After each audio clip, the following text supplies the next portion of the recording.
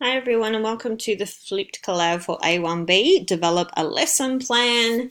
If you are interested in listening to the other A1b flipped collab that talks about planning for diverse learners, that is also in the A1b Padlet. So just a reminder that everything to do with A1b is in the special A1b Padlet. So this is developing a lesson plan, which follows on from developing a unit plan, but you do not need to choose this if you don't want to. So with each assessment choice, it's completely up to you. So if you've had enough of unit planning and lesson planning, you might decide to do the other one. But it's great that we've got choice of both for each. So let's get started. So I have decided to format the Flip Collab in a very similar way to last time. It's definitely not the extensive collab of all the things that you need to know, but it's just there as a basis to get you started. So my hope is that you can listen to this, have lots of good ideas floating around in your head, maybe make a start, and then come to the the interactive collaborate, which is in week 6, and ask questions and get some more of the skills a bit more honed in and a bit more structured and lots of brainstorming, and hopefully then you'll be ready to complete your assessment. It's quite a few things that we need to cover. So we're looking at curriculum. I've structured it so that learning objectives and structure are together. We're talking about teaching strategies, assessment and differentiation, and then the lesson evaluation at the end. So I'm starting off with curriculum because I think with planning, that's always got to be your first port of call. So if you did the unit plan, you will already know from me quite specifically that the curriculum needs to be your basis. So you can't know what the kids need to know and what they need to be taught if you haven't looked at the curriculum. So you don't start the other way around. I know that you've got great ideas about probably a book you want to use, or you saw something used in a classroom like a little video or something on the whiteboard and you'd love to incorporate it. But keep those ideas sort of on the back burner until you get your head around the curriculum first. So when you're choosing a focus, and remember that we can choose from grade levels 2 to 6. Now I know that wasn't specified in the assessment details, but we have extended it, remember, to grade 2 for this one as well to accommodate some students who would prefer to stay in the early years. So just for this assessment, you can use grades 2 to 6, just like with the unit plan. And we do need to look at the curriculum first. Understand what the kids are going to be asked to do and think how you can best teach this content. So once you've chosen your specific grade level, go to the curriculum. We've spent the last 3 or 4 weeks on the discussion board really nutting out what each of the strands mean and having a look at some of the sub-strands. So choose a focus. It doesn't, as a whole, if it says creating text, it's most likely to do with writing, and then most of the other ones would be based around majority reading and a little bit of speaking and listening. So remember that you need to choose your content descriptors. If you're having a hard time understanding what the content descriptors mean, click on the elaboration, because I find that really helps to break it down for me if the content descriptor is a little bit jargony. So read the elaboration and get your ELA to check it, because there's nothing worse than you thinking that your content descriptor is supposed to be covering X, Y, Z, and it's really covering A, B, C. So if you're not sure, get it checked. But we're starting off with whatever our focus is based on the curriculum. So whether it's a comprehension focus, we start with that first. So if you've done the unit plan, you'll already have a little bit of experience with curriculum links in this particular section of the lesson plan. And if you haven't, then you wouldn't have done this yet, but it is very straightforward. So we have our particular template, which you can access through the assessment details. And we have this particular box that needs to be filled in. So on this side where it says curriculum links, that's all your other stuff that doesn't relate to literacy.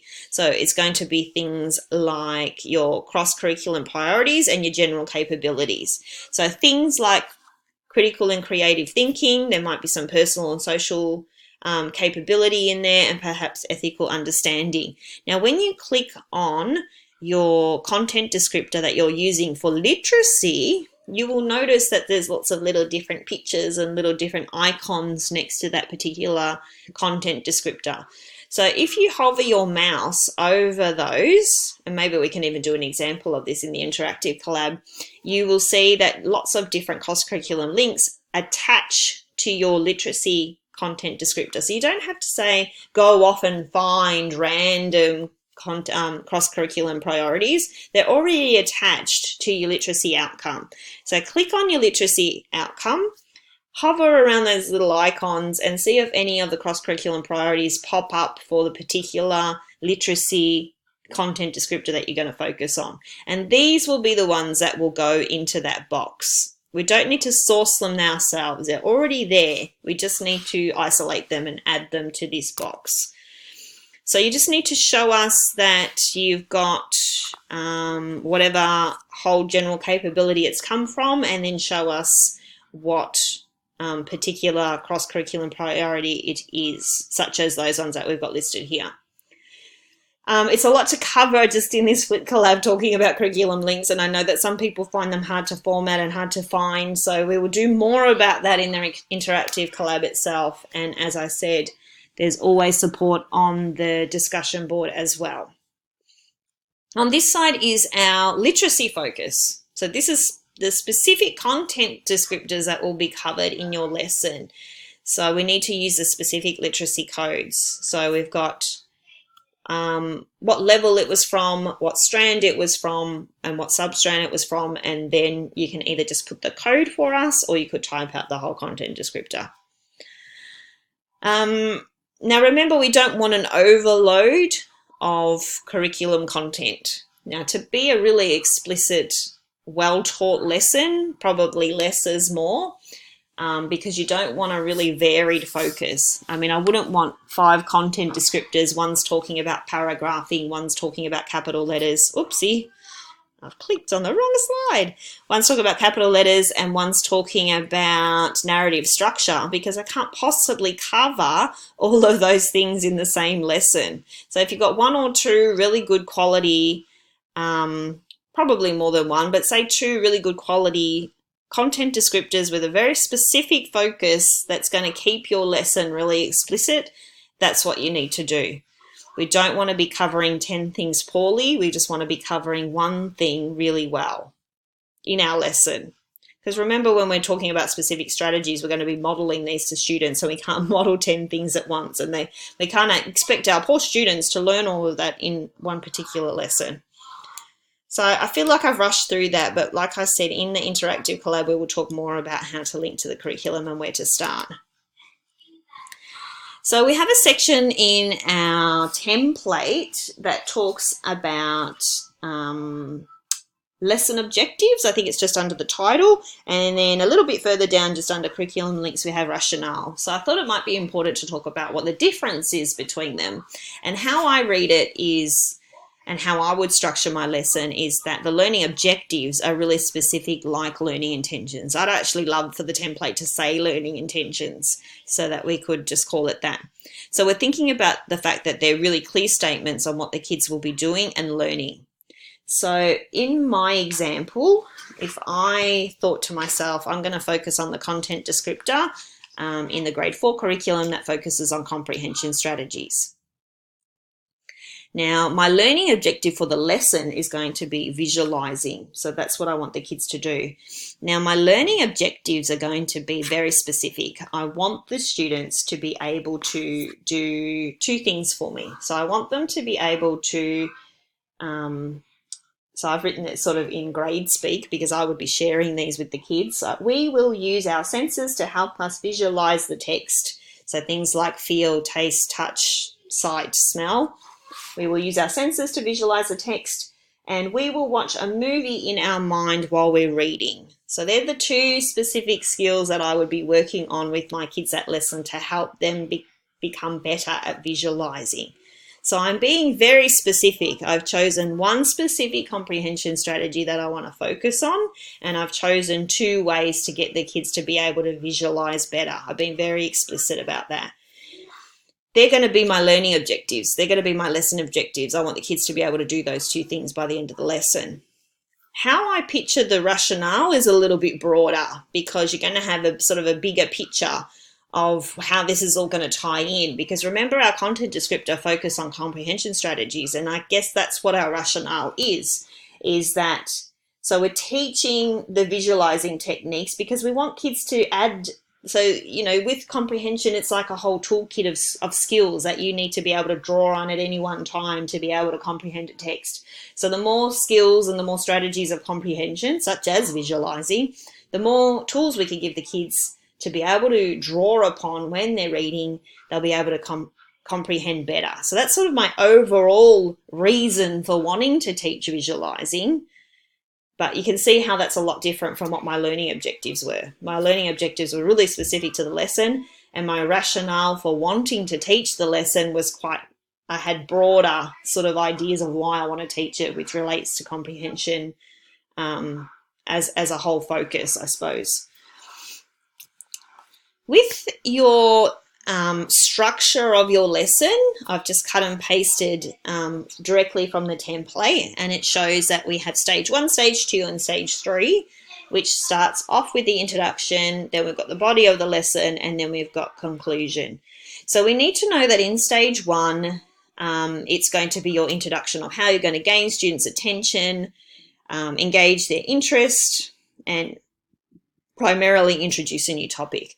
So we need to remember that that could be, I suppose if it was a reading focus, it could be like a shared reading type introduction.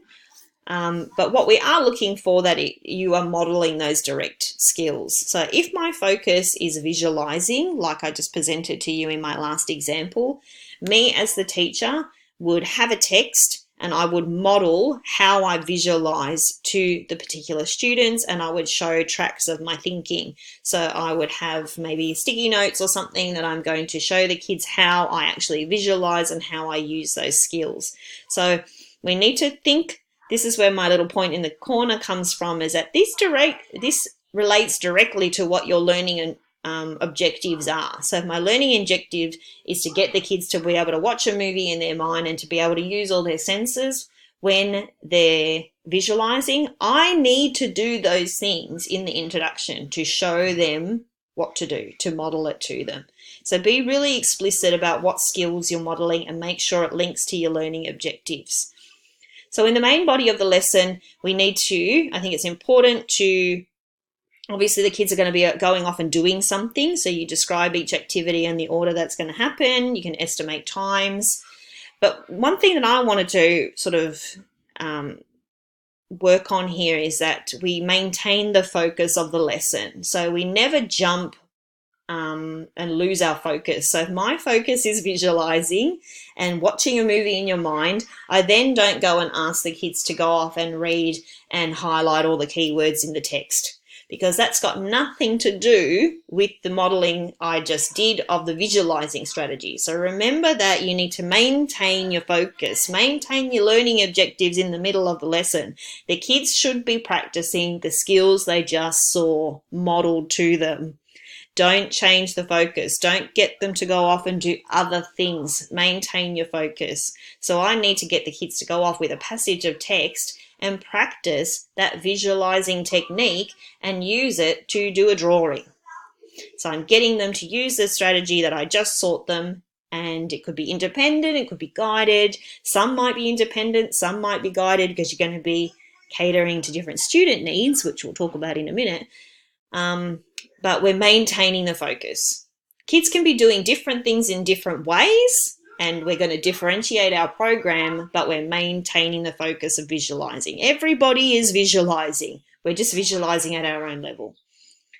Stage 3 is the conclusion, so it's some sort of wrap up at the end of the lesson.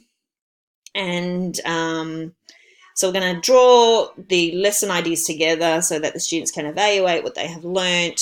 And that's where you're really going to have to think about what reflection tools and strategies you're going to use to sort of wrap up the lesson. And I think a great lesson needs to reconnect with what the learning objectives or learning intentions were for the lesson. So if I said that I wanted to have the kids to watch a movie in their mind, we would be talking about how well they did that during their independent time or guided time. And we talk about how you did it and how this person did it and what did you do and how did you find that and how did your picture turn out.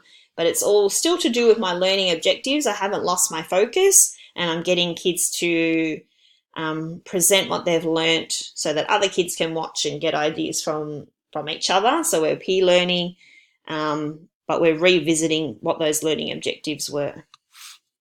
So that's the main body of the lesson. I know that you're going to have lots of other questions probably about timing and about focus, but we'll cover them in the interactive collab. But that's just to get you started, that we're choosing a very explicit focus and we're running with it through the entire lesson.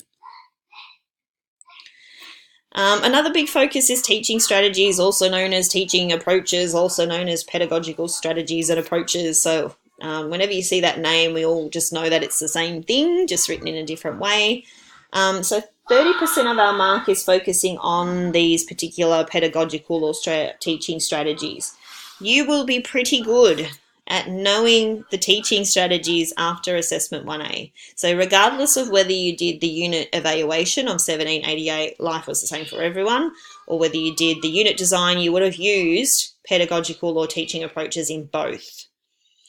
So in your lesson, you need to connect to and show us that you're using these particular strategies. I know students from last time, whenever they used a new teaching approach, they highlighted it in black so that when the ELA was marking and they were reading through the lesson, they could say, oh, there's some interactive writing being used. Yep, tick off for pedagogical strategies, or there's reciprocal reading, or there's, independent reading or language experience approach. So if you want to do that, that's perfectly fine. Just make it really explicit about what teaching strategies you're using. Don't use generalized words like I'm going to talk to the whole class, because whole class is not a teaching approach. But shared reading is using the whole class is a teaching approach. So be really specific about what teaching strategies you're using. Now, teaching strategies is broad, as we know, because when we did our last assignment, we found out that some teaching approaches lend themselves specifically to literacy, and some are just good practice because they could be used in maths, they could be used in inquiry, they can be used in all different subjects. So I've tried to break it down into two separate things. So on the left-hand side, we've got things that are specific to literacy. We should see that in your lesson plan somewhere. You would be hard-pressed to have a literacy lesson for reading or writing and not use some of those literacy-based ones on the left-hand side. So whether you're modelling, sharing, you've got interactive, reciprocal reading, guided, independent, literacy circles, etc., etc. On the right-hand side of things, that what I just consider good practice, as I said, which are still teaching approaches, but they're not specific to literacy, but you can still justify their use when you do your evaluation at the end. So you could use effective feedback, collaboration, multiple exposures, worked examples, visual thinking, inquiry, explicit teaching, flexible grouping, scaffolding. You might be thinking, oh, well, Rachel, I don't know what you're talking about when you say worked examples. So you might have to spend a little bit of time asking your ELA or doing a little bit of research, or perhaps ask us in the interactive collab for some further information about that here. A lot of them are based from High Impact Teaching Strategies, which is written by Hattie. If you just Google High Impact Teaching Strategies, a PDF should pop up in the first or second in your search, and that will give you an insight into quite a number of those things that we consider good practice. So worked examples pretty much just means that you've got like an exemplar to work from. So we would have covered teaching strategies. I know some people are going to say, do we have to have 5 teaching strategies? Do we have to have 3? There's no particular set number. It's more about how you use them that is important. Obviously, 1 or 2 is going to be a bit light on. So I'd go you probably want at least say 4 or 5, really good. It depends on how you're going to use them. Because now that I've said 4 or 5, I thought to myself, well, you wouldn't want to just shove in independent reading and guided reading and shared reading all in one lesson if it didn't have a particular focus or meaning to it. Less is more in the terms of how you're going to justify their use. But you could use some of those good practice strategies as well. So we've got assessment and differentiation. In the template, we've just talked about the lesson structure, and straight after that, we need to get straight into these things. So we've got differentiation as a part of the lesson structure and assessment strategies on the previous page. With assessment, we need to make sure, now if you've done the unit plan, you'll have a little bit of a heads up into this because you would have spent a little bit of time thinking about what the students need to know before, during, and after, and we need to do that this time around again. So we need to know that before I teach my kids about visualizing and before I get them to make a movie in their mind and use their five senses, I need to know what they know. Because some students might already know how to do it, make a movie in their mind, and I don't want to spend an hour going over something that they're already quite good at. So I need to know what they know. So we need to have some assessment that's timely. So before the lesson, during, whenever it needs to be happening, it has to have a purpose, because I don't want to have a test that is attesting how well they use paragraphs if my focus is visualizing. So I need to have it purposeful. We need to have it occurring prior to the lesson to inform your teaching, because I can't start off my lesson on visualizing when I've got no idea what they're up to. Now, obviously, as a classroom teacher, you would have a bit of insight into what you think that they could do, particularly if it was halfway through the year. But we're going to assume that you're walking into a lesson cold and you don't know what the kids know. So we need to find out by some form of assessment. It happens at the end of the lesson to assess what, I've skipped one. It happens during the lesson to gauge what kids are learning. So you might have something like, I know with the new workshop model that some schools in Victoria are using, we have like a stop period in the middle of the lesson between two sections of independent reading. Some guided reading could be happening during that time as well, but there's a check-in point, and that could be a time when you use some of your formative strategies like little whiteboards or hands up or thumbs up, thumbs down, any sort of assessment method that you could use during that, like a little check-in point during the lesson to gauge how kids are going. Because good practice tells us that we don't want to wait till the end of the lesson to find out that little Johnny, why do I always use that name? Little Johnny in the corner has gotten all the way through an hour session and had no idea what he was doing and wasn't doing the correct thing. And then we've just wasted all of that time. If we had a check-in point somewhere during the lesson where we checked in with him, we could have steered him on the right track and at least have him working productively for that second half of the lesson. Perhaps it's roaming around and giving some feedback. Perhaps that's the way that you're going to give your during lesson. Obviously, if you've got a guided reading group, you can't be roaming at the same time, so just be mindful of that. The kids would have to be working independently. We want something to happen at the end of the lesson so that we can assess what's been learned and where to next. It needs to be appropriate to your learning intention, which I just mentioned before. So if my focus is visualizing, I need to have some form of assessment that's going to tell me how well the kids visualize. That's a tricky one because that's talking about things that's happening in your mind. So we might need to get the kids to write some information down, perhaps in something like a reader's notebook, so that we can get kids keeping, they call it like tracks of your thinking. So we need to get kids to be doing some sort of writing with their visualizing or some sort of drawing or something that I can use to assess how well they're visualized at the end. And we need to be able to identify who needs extra support, because we all know, this leading perfectly into my next point of differentiation, that not everybody's the same. So our assessment should tell us what needs to happen in terms of differentiating to meet the needs of the students in the grade. Now, with my task of visualizing, I can't assume that everyone's learning at the same rate. I can't assume that everyone's got the same knowledge, and I can't assume that they can all apply it in a certain way, even after I have modeled it so beautifully to them. So we need to be able to differentiate, and you're going to show this in that little section that says differentiated learning. So we're going to talk about what strategies and considerations we're going to use. So it's also synonymous with what they call inclusive methods. So we're thinking about how we can modify the content. So not everyone needs to be doing exactly the same thing. Now, I need to maintain my focus of my lesson. So I can't have I can't say to myself, oh, Josie couldn't do visualizing, so I'm going to get her to go do some writing in the corner. We can't change the lesson focus, but we can change the content in terms of maybe the what was used as a stimulus could be changed. So if I wanted to send off all my students back to the tables, they would have a text that they were going to use to visualize from and then do a drawing. Well, my text could be modified. So perhaps I could have 3 different texts, one that was quite challenging that would stimulate my high flying learners, one that was probably more appropriate to grade 4 level, and then maybe I could have an easier text with some easier vocab and clearer sort of text structure, so that my struggling ones would have a chance to still use and implement the visualizing strategy, but just not with such a difficult text. So that could be a way of changing the content or changing the way that I'm teaching it, but not changing the focus. And everyone's still independently working on a visualizing task, but we're just doing it with different texts.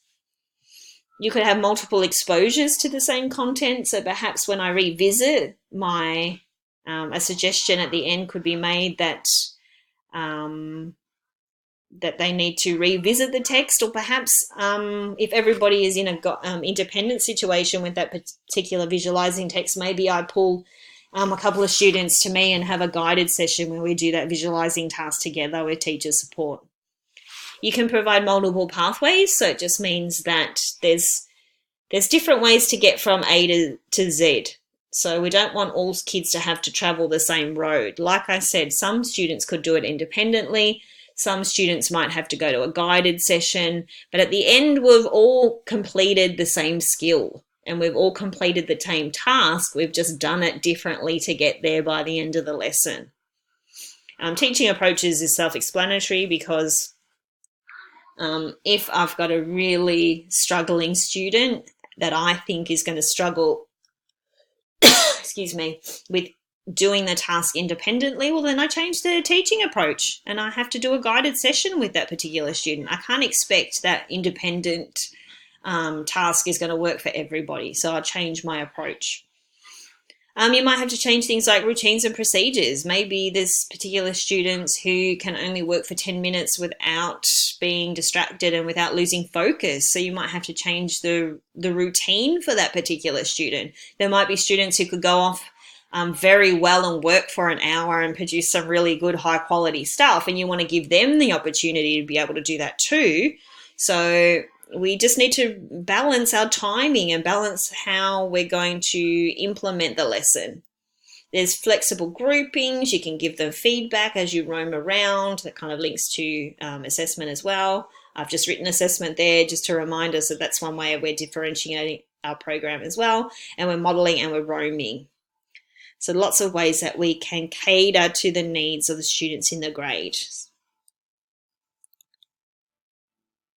With differentiation as well, just before I move on, you can also assume that there will be EAL learners in the grade, as well as catering to academic difference. You can also perhaps link to how you will make sure that all kids are included in the lesson and all kids can access the lesson. So if I have a text about going camping and I know that students X, Y, and Z have never been camping due to cultural background, or maybe just never being exposed to it, that I would perhaps modify the text or change the text. That could be a way of making sure all learners are included. All right, so at the very end of your lesson, you have a 200-word, which is not very long, so you have to be really specific and succinct about telling us why your lesson is the best. Now, if you have written this particular lesson, we assume that you have chosen the best strategies available to you. So you don't need to be critical of your own lesson. Tell us how fantastic it is. Tell us that the pedagogical approaches and the way you've structured the lesson and the assessment strategies you used and your differentiation and inclusive methods are all best practice. They're all the best way to teach the content because that's the reason why you've chosen them. You wouldn't have chosen those pedagogical approaches if you didn't think they were the best way to move forward to teach that content. So don't be critical of yourself. Tell us why it is the best lesson. So I wrote there, I need to be critical of my lesson? No, you have chosen what you believe to be best practice and you are supporting these choices. So my lesson is the best and here's why. Supports literacy development in students. So we need to make sure the rubric tells us that we're connecting back to the fact that we are supporting the literacy learning of these students. And the pedagogical approaches you have chosen are the best practice to be able to develop those students. So if my focus was visualizing, I have chosen the best strategies I believe to teach that content, and it helps to move their literacy development further and therefore make them better readers and writers. We need to be able to connect to the Australian curriculum, and we talk about how we've done that and how we've linked specifically with our learning intentions and our rationale, and everything that we've done to base our lesson has all been based around the Australian curriculum, so we can talk about that. And multiliteracies is something that we haven't talked about so much yet, but we need to also make sure that that is incorporated into our lesson. And we will be talking a little bit more about that in our interactive collab as well. I was going to make a slide about multiliteracies, but I didn't think it quite made the top 5 of what things that needed to be included. So we'll definitely talk about that in the next collab. So make sure that you listen or come along. Thanks so much for listening, and I'll see you in the interactive collab. Thanks, guys.